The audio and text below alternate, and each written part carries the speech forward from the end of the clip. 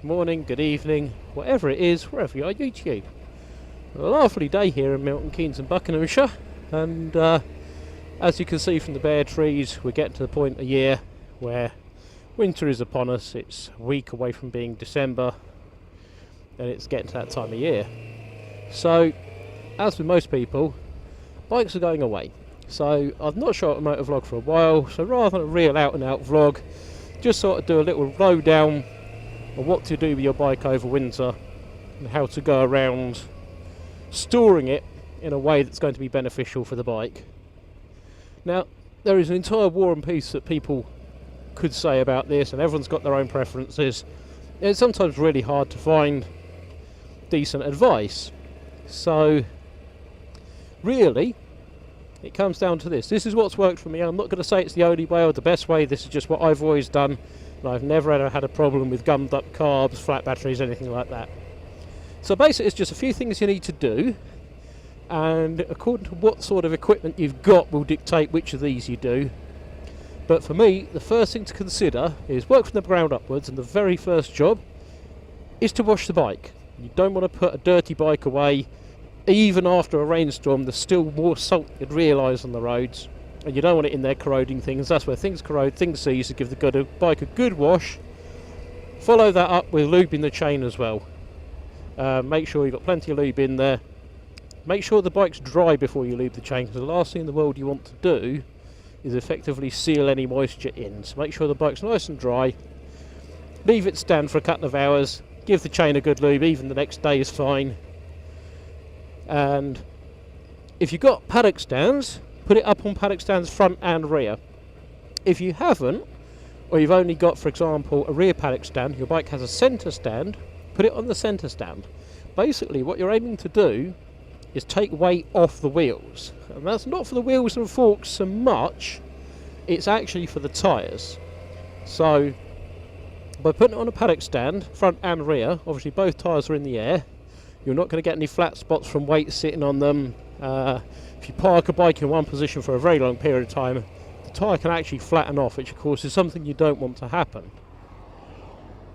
So you want to get it up on paddock stands, get the weight off the tyres, and then put some air in them. Sounds a bit odd, but I tend to pump them up to about 45 psi. Again, it just helps. The air's gonna dissipate slightly over winter. Tyres are ever so slightly porous, so it just helps dissipate that air a bit, and it means you're not going to have flat tyres in the spring, and all you've got to do is let them back down to their correct pressure, and it helps the tyre hold its shape as well.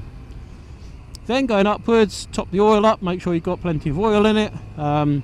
This is more an anti-corrosion and anti-condensation thing than anything else. Fresh oil's nice if you can, but you know, people have different views on that. And of course, another thing to factor in, make sure it's got coolant in it, and everything's circulated and ready. And what you don't want to do is start the bike up periodically. People sometimes do, but it's not a good idea.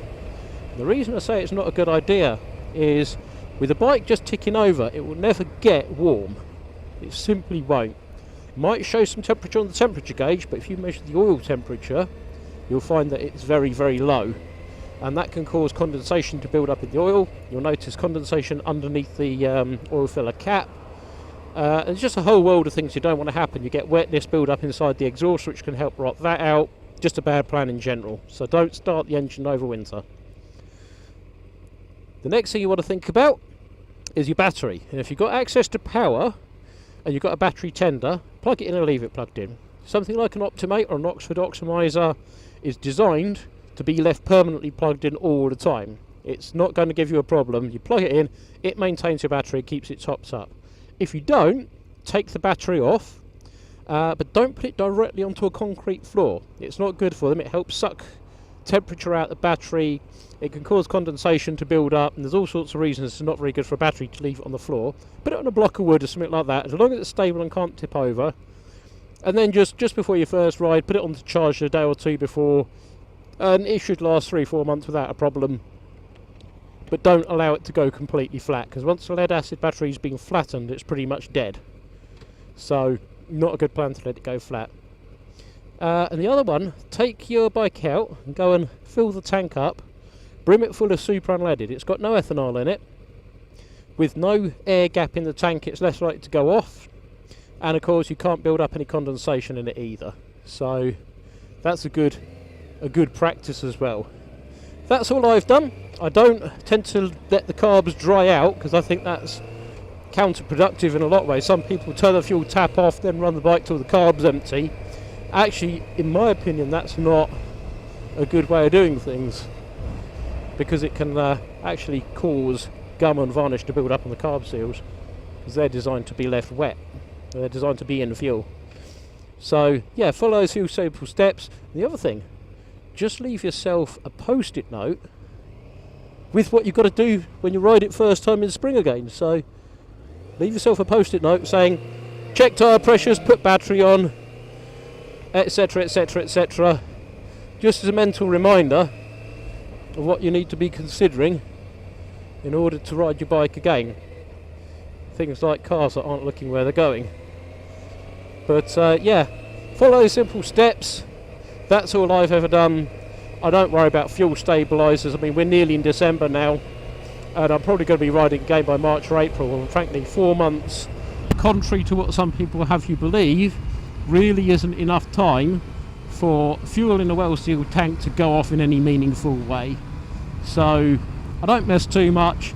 If it ain't broke, don't fix it. A few simple steps like that will leave your bike ready for you, and I've never had a problem doing that for all the years I've been riding a bike. And I passed my test when I was 17 in 1996, so it served me well. If you like these videos, hit the like and subscribe. We're going to be back in the garage again soon. We've got a big bore kit to fit to the ZZR, and yeah, so we're going to be doing some more work on that. But yeah, one of those things. That's 2018 done. Roll on 2019. If we get the weather we've had this year, we'll be happy. Hit the like and subscribe buttons. I will see you soon.